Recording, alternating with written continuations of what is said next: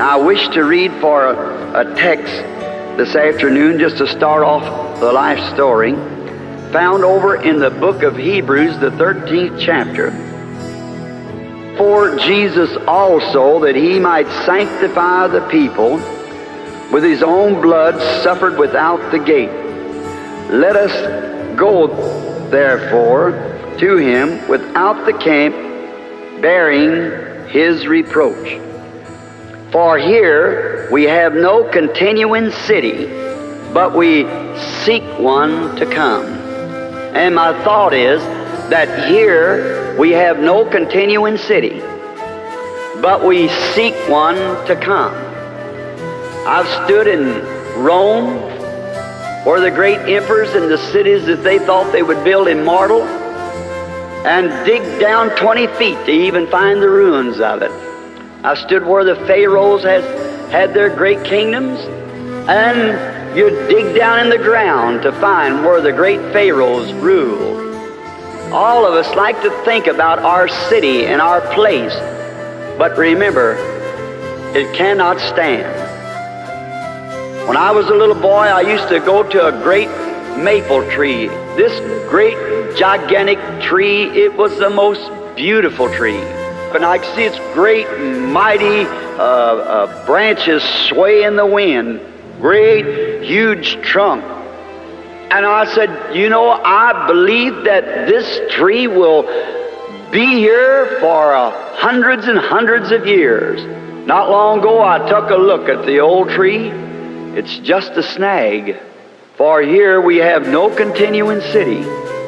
No, nothing here on the earth that you can look at will continue. It's got to have an end. Everything that's mortal has to give away to an immortality. Now, I used to see my father. He was rather a short, stocky man, very strong. And he was one of the strongest little men that I knew of. And then I remember when Dad used to come in and take his wash for dinner, and he'd roll up his sleeves, them little short, stubby arms. And when he'd pull up his arms to wash, throw the water up on his face, the muscles just wadded in his little arms. And I said, you know, my daddy will live to be 150 years old. He was so strong, but he died at 52. See? Here we have no continuing city. That's right. We cannot continue. Now let's take a little trip, all of us. And it's good to stroll down memory's lane once in a while. Don't you think so? I was born in a little mountain cabin way up in the mountains of Kentucky.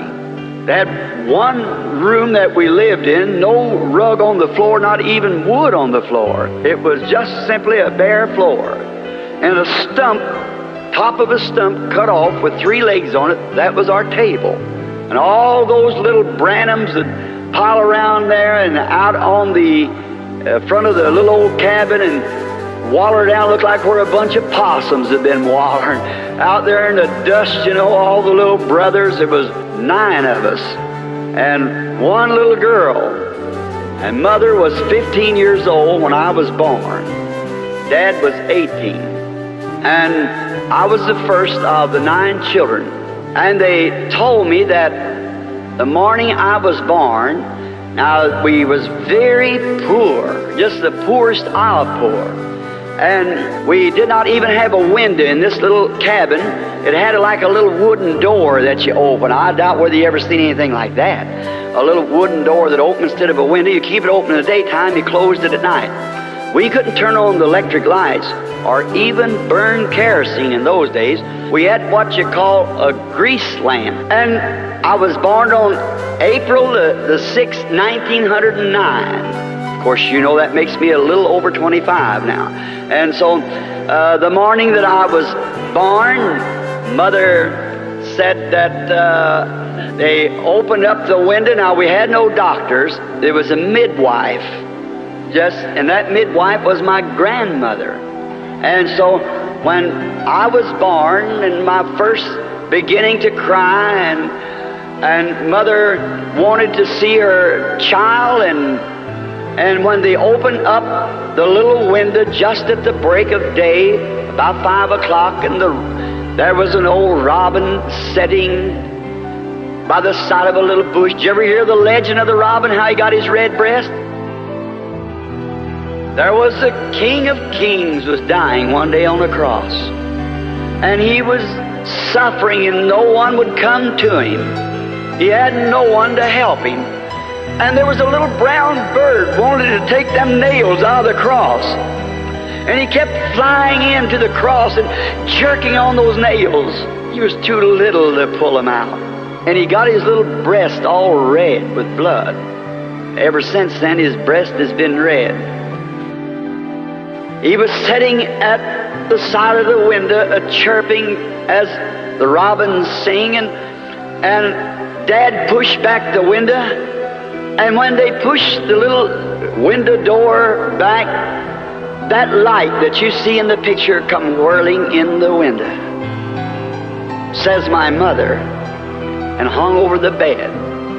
Grandmother didn't know what to say. Now was not a religious family.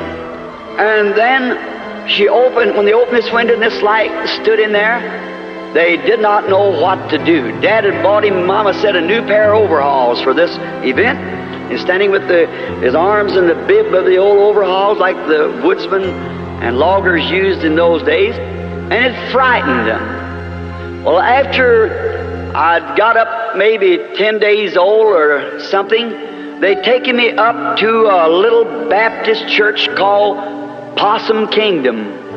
And the old preacher came by, and there he offered prayer for me as a little boy. That was my first trip to church. At the year of about something a little over 2 years old, the first vision taking place. Well, they had told around in the mountains there that this light came in, so they tried to figure it up. Some of them said it must have been the sunlight reflecting on a mirror in the house, but there was no mirror in there, and the sun wasn't up. So it was too early at 5 o'clock. And then, they just passed it by, and when it's about supposed to be near 3 years old, now I have to be honest. There's things here that I do not like to say, and I wish I could bypass it and not have to say it, but yet to tell the truth, you must tell the truth. If it's on yourself or your people, be honest about it, then it's always the same. My father was a long way from being a religious person. He was a typical mountain boy that drank constantly all the time. And he had gotten in some trouble in a fight. He could not come back because the law was looking for him. And then when we had heard from him by letter, signed by another name, but that he had told Mother how it would be, that she'd hear from him. And then I remember one day, the spring, this little cabin was just behind the house, and during that time, after there's 11 months difference between me and my next brother, and he was still crawling, and I had a big rock in my hand, and I was trying to show him how hard I could throw this rock. And the old mud where the spring had run out of the ground and made the muddy ground, and I heard a bird, and it was singing up in a tree. And I looked up to that tree, and the bird flew away. And when it did, a voice spoke to me. I know you think I could not think and remember that, but the Lord God who judged the earth and the heavens and all there is knows that I'm telling the truth. That bird, when it flew away, a voice came from where the bird was in the tree like a wind caught in the bush, and it said, "You'll live near a city called New Albany." And I've lived from the time I was 3 years old until this time within 3 miles of New Albany, Indiana. I went in and told my mother about it. Well, she thought I was just dreaming or something. Later we moved to Indiana, and Father went to work for a man, Mr. Wathen, a rich man. And Dad, being a poor man, yet he could not do without his drinking, so he went to making whiskey in a still. And then it worked a hardship on me. because I was the oldest of the children, I had to come and pack water to this still to keep those coils cool while they were making the whiskey. Then he got to selling it, and then he got 2 or 3 of those stills. Now that's the part I don't like to tell, but it's the truth. And I remember one day from the barn coming up to the house crying because out at the back of the place was a pond. One day packing water from back out at this pump, which was about a city block, I was squalling to who wouldn't have it because I'd come from school and all the boys went out to the pond fishing. I just loved to fish. And so they all got to go fishing but me, and I had to pack water for this still. Of course, that had to be mum is prohibition. And it was such a hardship. And I stopped under this tree, and I was sitting there just squalling. It was in September. Because I wanted to go fishing, I had to pack several tubs of water with little molasses buckets, just about that high, half a gallon, because it's just a little lad of about 7 years old. And I'd pour them in a big tub and then go back and get another 2 buckets and come back pumping it. That's the water we had. And there's going to run off a batch of that corn whiskey that night. These men with Daddy up at the house. And I was crying, and all at once I heard something making a noise like a whirlwind, something like this. Now I hope it isn't too loud, going, just a noise like that. And I heard that noise, and I looked around. It's just as quiet as it is in this room. Not a leaf blowing nowhere, nothing. And I thought, where's that noise coming from? Well, I thought it must be away from here, just a lad, and it got louder and louder. I picked up my little buckets and squalled a couple more times and started up the lane. I was resting, and I got just a few feet from that, out from under the branches of this big tree, and oh my, it made a whirl sounding. Well, I started up the lane again, and I turned to look at this again. And when it did, a human voice, just as audible as mine is, said, don't you never drink, smoke, or defile your body in any way. There'll be a work for you to do when you get older. Well, it like to scared me to death. You can imagine how a little fella felt. I dropped those buckets and home I went just as hard as I could go, screaming the top of my voice, and there was copperheads in that country, snakes, and they're very poisonous. Mother thought, coming alongside the garden, I'd perhaps got my foot on a copperhead, and she ran to meet me, and I jumped up in her arms, screaming, hugging her, kissing her, and she said, what's the matter? Did you get snake bit? Looked me all over. I said, no, Mama, there's a man in that tree down there. Told me not to drink and not to smoke. Drink whiskeys and things, and I was packing water to a moonshine still right then. And he said, don't you never drink or defile your body in any way. That's immoral, and my child, young manhood with women. And to my best, I have never one time been guilty of such. The Lord help me of those things, and as you go along, you'll find out. So then, don't drink or don't smoke or do not defile your body, for there will be a work for you to do when you get older. And then sometime about a month after that, I was playing marbles out with my little brothers out in the front yard, and all at once I had a strange feeling come on me. And I stopped and sat down on the side of the tree, and we were right up on the bank from the Ohio River. And I looked down towards Jeffersonville, and I seen a bridge rise up and go across the river, span the river, and I seen 16 men, I counted them, had dropped off of there and lost their lives on that bridge. I run in real quick and told my mother, and she thought I went to sleep, but they kept it in mind. And 22 years, the municipal bridge, now it's many of you cross when you cross there, crossed the river at the same place, and 16 men lost their lives building that bridge across the river. It's never failed to be perfectly true. As you see it here in the auditorium, it's been that way all the time. Then I remember coming on up, I got to be a young man. When I got to be a young man, I had ideas like all young men. Going to school, I found them little girls, I was real bashful, and I finally got me a little girlfriend. And another little boy, we were buddies, so he got his daddy's old Model T Ford, and we got a date with our girls, and we was going to take them out. Right. And so I had a few nickels in my pocket, and we stopped at a little place and you could get a ham sandwich for a nickel. And so, I was rich. I could buy 4 of them, see? And after we'd eat the sandwiches and drink the Coke, I started taking the bottles back. And to my surprise, when I come out, women had just started falling from grace at that time, or from womanhood. My little dove was smoking a cigarette. Well, I've always had my opinion of a woman that would smoke a cigarette, and I haven't changed it one bit from that time on. It's the lowest thing she can do. Well, when I seen that pretty little girl just acting smart, this cigarette in her hand, that like to kill me, because I really thought I loved her.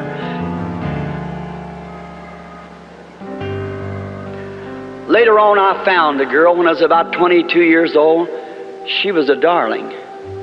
She was a girl that went to church, German Lutheran. Her name was Brombach, and she was a nice girl. She didn't smoke or drink or she didn't dance or anything. A nice girl. So when we got married, we didn't have nothing go housekeeping. I think I had $2 or $3. So we rented a house. It cost us $4 a month. It was a little old 2-room place. We set up housekeeping. I remember taking and painting a shamrock on the chairs when I painted them. And, we were happy. We had one another, so that's all necessary. God, by His mercy and His goodness, was the happiest little couple could be on the earth. I found this, that happiness does not consist of how much of the world's good you own, but how contented you are with the portion that's allotted to you. And after a while, God came down and blessed our little home. We had a little boy. His name was Billy Paul. And a little later from that, about 11 months, He blessed us again with a little girl called Sharon Rose, taken from the word of the Rose of Sharon.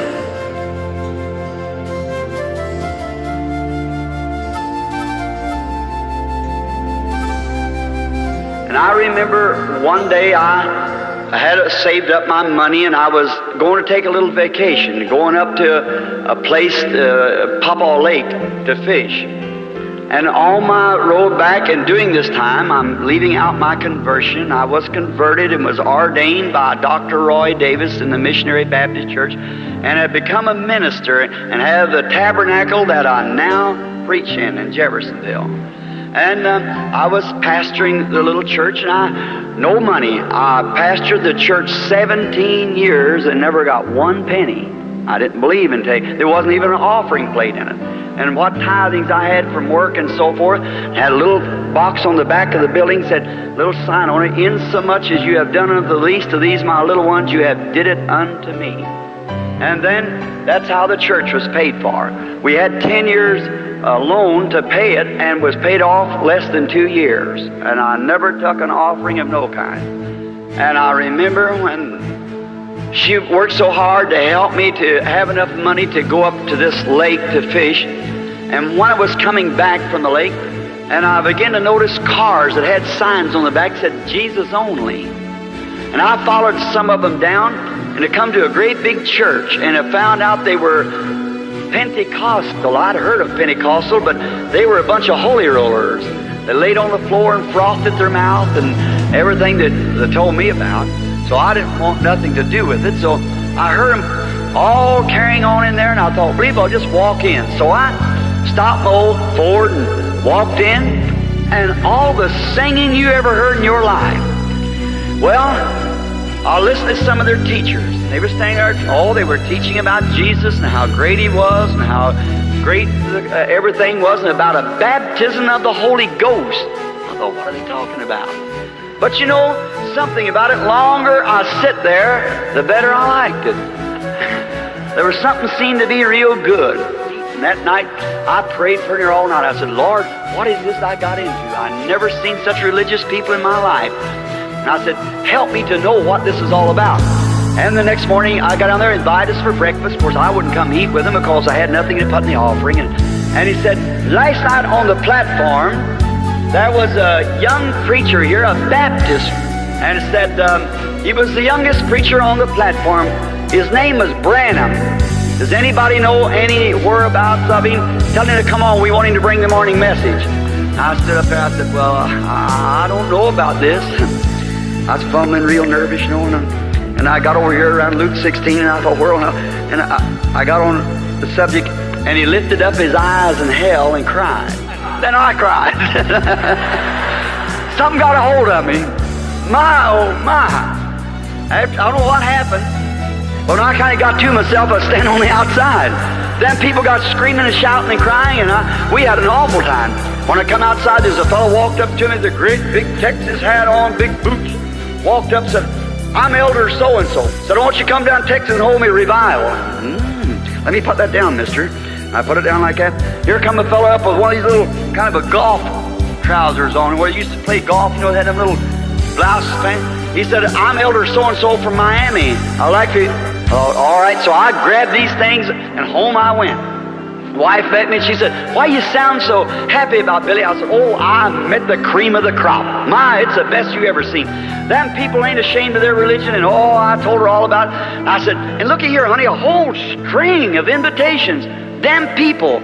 He said, they're not holy rollers, are they? I said, I don't know what kind of rollers they are, but they got something that I needed. Never heard such in my life.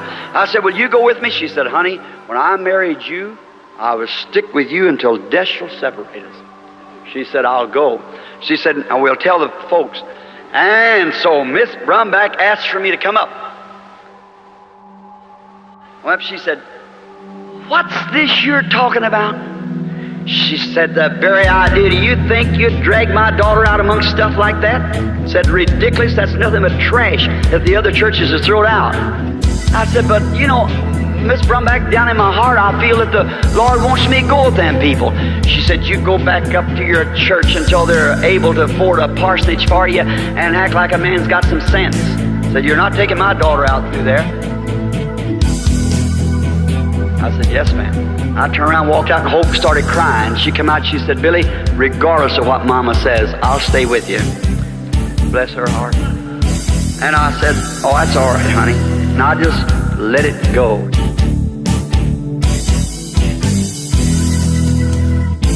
She wouldn't let her daughter go with such people as that because it wasn't nothing but trash. And so I just kind of let it go. It was the worst mistake I ever made in my life.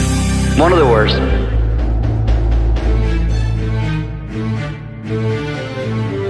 There come up a flood in 1937. There came a flood. And I was on patrol at that time, and I was trying my best to bring the people out of the flood houses, tearing down, and my own wife took sick, and she was real sick with pneumonia.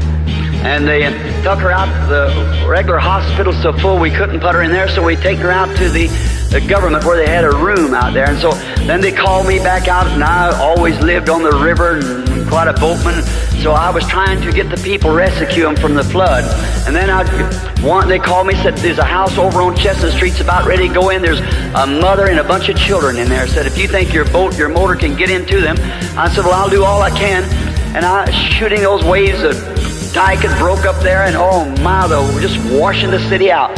And I would give it all the juice that I could, and finally down across the alleys and through the places. And I got there close to where the old levee was, the water pouring through, and I heard someone scream, and I seen a mother stand out on the porch. There's them big rollers going through like that. Well, I went on up this way as far as I could and hit the stream and come back and got on that side. I got my boat stopped just in time to tie it around the pillar of the post of the door, post or porch post. And I run in and grabbed the mother and got her in there, 2 or 3 of the children, and I undone my boat and got her back, come out way down below and got her over to the shore about a mile and a half across the city. So I got her to the shore, and then when I got over there, she fainted, and she began just screaming, my baby, my baby. Well, I thought that she meant she left the baby in the house.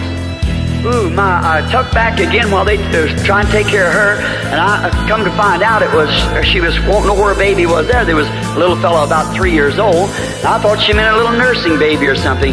And so I tucked back and got over there, and when I got that boat and got on the inside and couldn't find old baby, and the porch gave away, and the house went in. And I run real quick and grabbed the piece there that was floating my boat, got into the boat and pulled that and loosened it up, and they done got me out into the current of the main river then. It was about 11:30 at night, and it's sleeting and snowing, and I grabbed a hold of the starter string, and I tried to pull the boat, and it wouldn't start, and I tried, and it wouldn't start, and I tried again, getting farther in that current. The ball's just below me. And I was trying real hard, and I thought, oh my, here's my end. This is it. And I'd try real hard, and I said, Lord, please don't let me die a death like this. I'd pull, and it'd come back to me, what about that bunch of trash that you wouldn't go to? I put my hand back on the boat, and I said, God be merciful to me. Don't let me leave my wife and baby like this. And them out there sick, please. And I just kept pulling like that, and it wouldn't start, and I could hear the roaring down there, because just a few minutes, and oh my, that would be it. And I said, Lord, if you'll forgive me, I promise you I'll do anything. And kneeling in that boat there, and the sleet hit me in the face, I said, I'll do anything that you want me to do. And I pulled again, and it started. And I turned all the gas on it I could, and finally got into the shore, and I went back to find the truck, patrol truck, and I thought some of them said, saved. The government just washed away. My wife and baby in there. Both babies. And I took out for the government as hard as I could, and the water was standing about 15 feet deep all through it. And there was a major there, and I said, Major, what happened to the hospital? He said, now don't be worried. Do you have anyone in there? I said, yes, a sick wife and 2 babies. He said they all got out, so they're in a freight car, and they've headed towards Charleston. I got my boat and got my car and my boat in the back of it and run out there and then the creeks had come down about 2.5 or 3 miles wide. All night long I tried to, some of them said the freight car washed off the tracks out there on the trestle. Well, I find myself marooned out on a little island and sat there 3 days. I had plenty of time to think about whether that was trash or not. Just beating, where's my wife? Finally, when I found her, and a few days after I got out and got across, she was way up to Columbus, Indiana, in the Baptist auditorium where they'd made a hospital-like, sick rooms on little government cots. And I ran to her as hard as I could, trying to find where she was, screaming, hope, hope, hope. And I looked, and there she was laying on a cot, and TB had set in. She raised her little bony hand, and she said, Billy. And I run to her, and I said, Hope, honey. She said, I look awful, don't I? I said, no, honey, you look all right. For about 6 months, we worked with everything that was in us to try to save her life, but she kept getting lower, lower.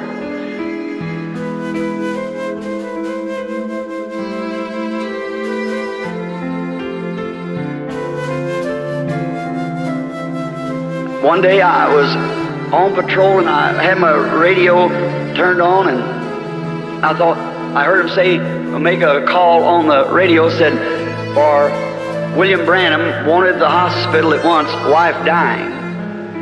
I rushed back to the hospital as quick as I could, turned on the red light and the siren and took off. And then I got up at the hospital, and I stopped running, coming down to the hospital. I seen a little buddy of mine, we fished together, we run together as boys, Sam Adair. And so then, here he come out like that, and had his hat in his hand. He looked at me, and he just started crying. And I run up to him, throw my arms around him, he put his arms around me, he said, Billy, she's going. He said, I'm sorry, I've done all I could do, I've had specialists and everything. I said, Sam, surely she's not going. He said, yeah, she's going. And he said, don't go in there, Bill. And I said, I've got to go in, Sam. He said, don't do it, please don't. I said, let me go in. He said, I'll go with you. I said, no, you stay out here. I want to stay with her in her last minute. I walked into the room, and the nurse was sitting there, and she was crying because she and Hope was schoolmates together. And so I looked over, and she started crying, put her hand up, started walking over. I looked over and shook her. There she was. She went down from about 120 pounds to about 60. And I shook her. And if I live to be 100 years old, I'll never forget what happened. She turned over, and those great, big, pretty eyes looked up at me. She smiled. She said, why did you call me back, Billy? I said, honey, I just got the cast. I had to work. We was way in debt and hundreds of dollars a doctor bill and nothing to pay it with, and I just had to work. And I'd seen her 2 or 3 times a day and every night. And then when she was in that condition, I said, What do you mean call you back? She said, Bill, you've preached about it, you've talked about it, but you don't have no idea what it is. I said, what are you talking about? She said, heaven. She said, look, she said, I was being escorted home by some people's man or women or something that was dressed in white. And she said, I was at ease and peace. She said, big pretty birds flying from tree to tree. She said, don't think I'm beside myself. She said, Billy, I'm going to tell you our mistake.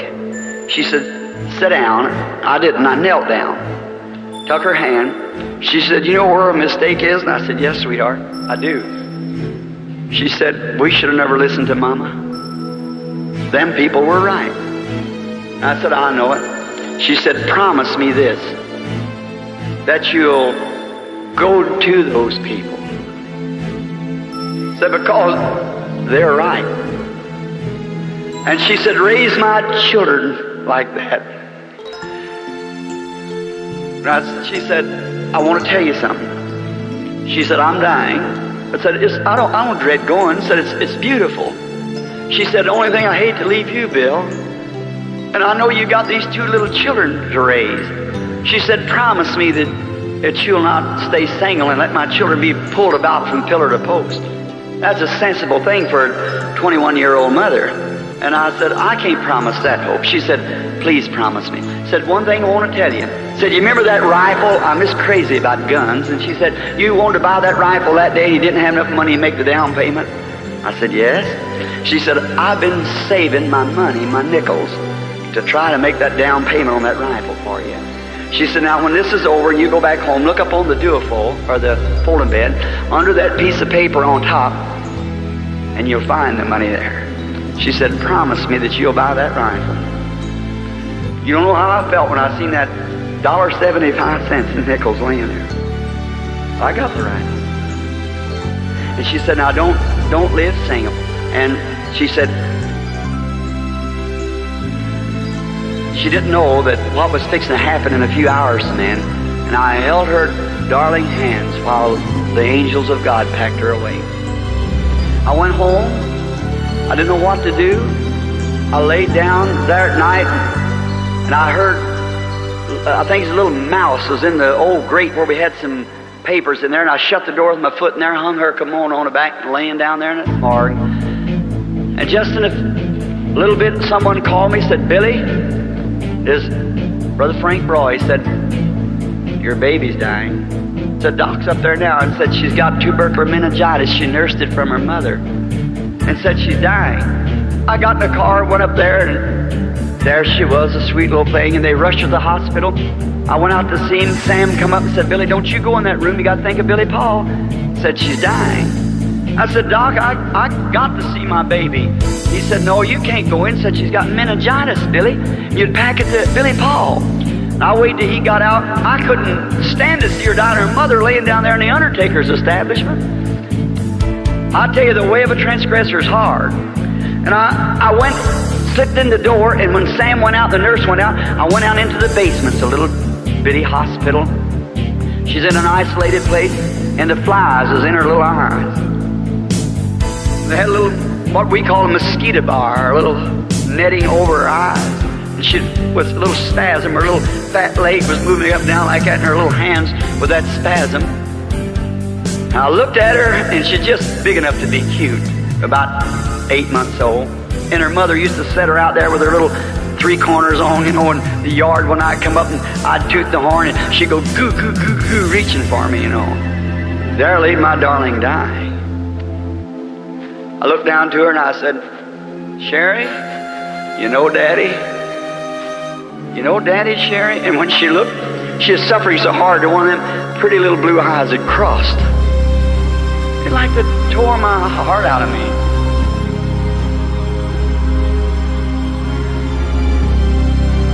I knelt down, I said, Lord, what have I done? Have not I preached the gospel on the street corners? I've done everything that I know to do.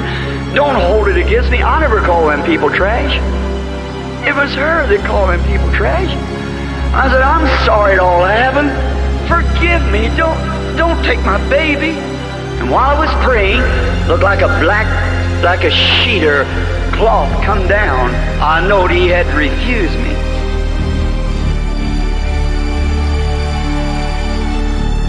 Now there was the hardest and the most treacherous time of my life. When I raised up and looked at her, and I thought, Satan put in my mind, well, you mean as hard as you've preached and the way that you've lived, and now when it comes to your own baby, he'll turn you down. I said, that's right. If he can't save my baby, then I can't. I stopped. I just didn't know what to do. And then I said this, I said, Lord, you gave her to me and you taken her away. Blessed be the name of the Lord. If you take even me, I'll still love you. And I put my hand over on her and I said, bless you, sweetheart. Daddy wanted to raise you with all my heart. I wanted to raise you and raise you to love the Lord. But the angels are coming for you, sweetheart. Daddy will take your little body down and lay it on the arms of Mama. I'll bury you with her. Someday Daddy will meet you. You just wait up there with Mama. When her mother was dying, she said, last word she said, Bill, stay on the field. I said, if I'm on the field when he comes, I'll get the kids and meet. If I'm not, I'll be buried by you. And you go over on the right-hand side of the great gate, and when you see all of them come in, stand there and start hollering, Bill, Bill, Bill, just as loud as you can. I'll meet you there. I kissed her goodbye. I'm on the battlefield today. That's been nearly 20 years ago. I got my date with my wife. I'm going to meet her. I took the little baby when it died and put it on the arms of the mother, and we take it out to the cemetery. And I stood there to hear Brother Smith, the Methodist preacher that preached the funeral, ashes to ashes and dust to dust. And I thought, heart to heart, there she went. Not long after that, I took little Billy there one morning. He's just a little bitty feller. He said something there like to kill me one afternoon. He was crying. It was long, late in the evening, and I was patting him on my back like that, or patting him on my shoulder, and patting him like this. He said, Daddy, please go get Mama and bring her here. And I said, honey, I can't get Mama. Jesus said, well, tell Jesus to send me my Mama. I want her. I said, well, honey, I mean you go see her sometime. And he stopped and said, Daddy. And I said, yeah. He said, I see Mama up there on that cloud. Like to kill me. I thought, I see Mama up there on that cloud. I just almost fainted. I hugged the little fella up to my bosom like that, just held my head down. Went on in. Days passed. I couldn't forget it. I tried to work, couldn't go back home. It wasn't home no more. I wanted to stay. We didn't have nothing but just that old tore up furniture, but it was something that she and I had enjoyed together. It was home.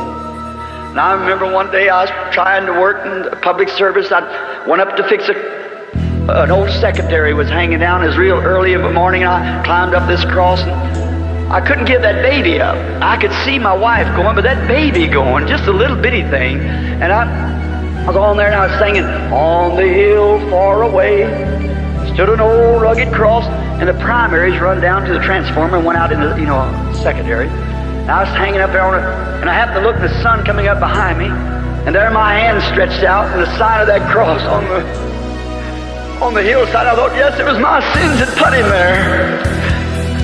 I said, Sharon, honey, Daddy wants to see you so bad, honey. I would like to hold you in my arms again, you darling little thing. I got beside myself. It had been weeks. I pulled off my rubber glove. There's 2,300 volts running right beside of me. I pulled off my rubber glove. I said, God, I hate to do this. I'm a coward. But Sherry, Daddy's going to see you and Mama just in a few minutes. Started pulling off my glove to put my hand on that 2,300 and break the water. You even have no blood left in you. And so I started pulling that glove off, and something happened. When I come to, I was sitting on the ground with my hands up like this to my face crying. It was God's grace, or I wouldn't have been having a healing service here. I'm sure of that. It was Him protecting His gift, not me. I started home. I quit. Put my tools away and went back. I said, I'm going home. I started around the house, and I picked up the mail in the house, kind of cold, and I went in. We had one little room. I was sleeping on a little cot there, and the frost coming up, and that old stove. I took the mail, and I looked in the mail, and the first thing on there was her little Christmas saving, 80 cents. Miss Sharon Rose Branham. There it was all over again. I'd been game warden. I reached in there and got my gun, pistol, out from the holster. I said, Lord, I can't go this anymore. I'm dying. I'm so tormented. I pulled the hammer back on the gun, put it up to my head, kneeling there on that cot in that dark room. I said, Our Father, art in heaven, hallowed be thy name. Thy kingdom come, thine will be done. As I tried, I squeezed that trigger as hard as I could. I said, on earth as it is in heaven. Give us this day our daily bread, and it wouldn't go off. I thought, oh God, are you just tearing me to pieces? What have I done? You won't even let me die. And I threw the gun down and went off and shot through the room. I said, God, why can't I die and get out of it? I just can't go no farther. You've got to do something to me. And I fell over and started crying on my little old dirty bunk there. And I must have went to sleep. I don't know whether it was asleep or what happened. And I thought I was going down along through the prairie, singing that song. There's a wheel on the wagon that's broken, sign on the ranch for sale. As I went along, I noticed an old covered wagon, like an old prairie schooner, and the wheel was broke. Of course, that represented my broken family. And as I got close, I looked, and there stood a real pretty young girl, about 20 years old, white flowing hair and blue eyes, dressed in white. I looked over at her. I said, how do you do? Went on. She said, hello, Dad. And I turned back and I said, Dad? Why, I said, how, miss, can I be your daddy when you're as old as I am? She said, Daddy, you just don't know where you're at. And I said, well, what do you mean? She said, this is heaven. Said, on earth I was your little Sharon. Well, I said, honey, you was just a little baby. Said, Daddy, little babies are not little babies. Sure, they're immortal. They never get old or never grow. And I said, oh, Sharon, honey, you're a pretty young woman. She said, Mama's waiting for you. And I said, where? She said, up at your new home. And I said, new home? Branhams are vagabonds. They don't have homes. They just... And I said, well, I never had a home, honey. She said, but you got one up here, Daddy. I don't mean to be a baby, but it's just so real to me. As I start to thinking of it, it all comes back again. She said, you got one here, Daddy. I know I got one over there. Someday I'll go to it. She said, where's Billy Paul, my brother? I said, well, I left him at Miss Broy's just a few minutes ago. Said, Mother wants to see you. And I turned and looked, and there was great big palaces, and the glory of God coming up around him, and I heard an angelic choir singing, my home, sweet home. I started up a long steps running just as hard as I could, and when I got to the door, there she stood, a white garment on, that black hair long, holding down her back.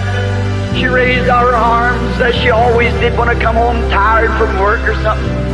I caught her by the hands and I said, honey, I seen Sharon down there.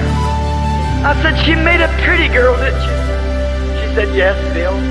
She said, Bill, put her arms around me, and she said, just around my shoulders. She started patting me. She said, stop worrying about me and Sharon. I said, honey, I can't help it. She said, now, Sharon and I are better off than you are. And said, don't worry about us no more.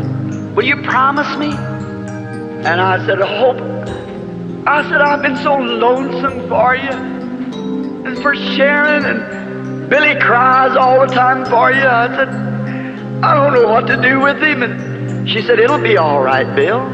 She said, just promise me you won't weary no more. And she said, won't you sit down? And I looked around, and there's a great big chair. And I remember I tried to buy a chair.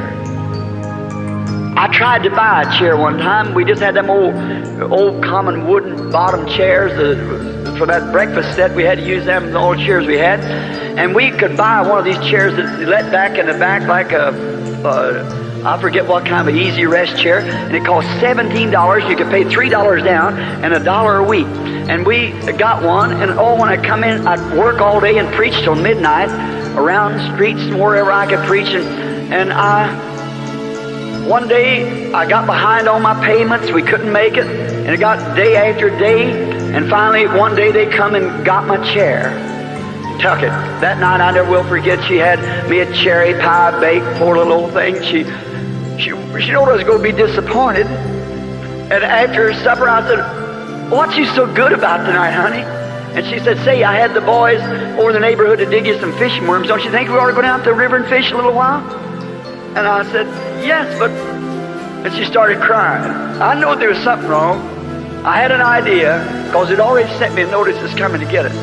We couldn't make that $1 payment a week. We couldn't afford it. She put her arms around me, and I went to the door, and my chair was gone. She told me up there, she said, you remember that chair, Bill? And I said, yes, honey, I remember. So that's what she's thinking about, wasn't it? Yeah. She said, well, they won't take this one. This one's paid for. She said, sit down just a minute, I want to talk to you. And I said, honey, I don't understand this. And she said, promise me, Billy, promise me that you won't worry anymore. You're going back now. I said, promise me you won't worry. And I said, I can't do that. And just then I come to. It was dark in the room. I looked around and I felt her arm around me. I said, Hope, are you here in the room? She started patting me. She said, you gonna make me that promise, Bill?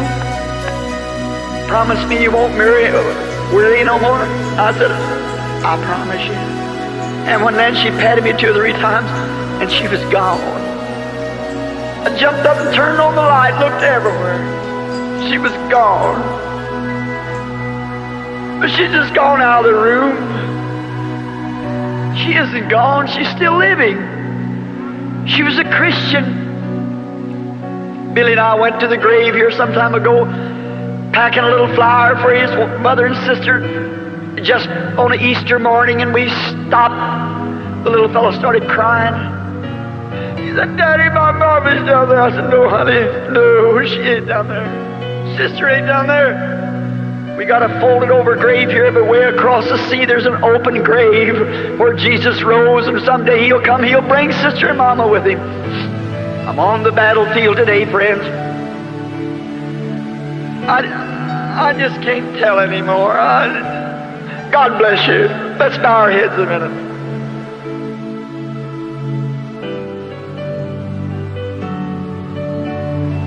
Oh, Lord.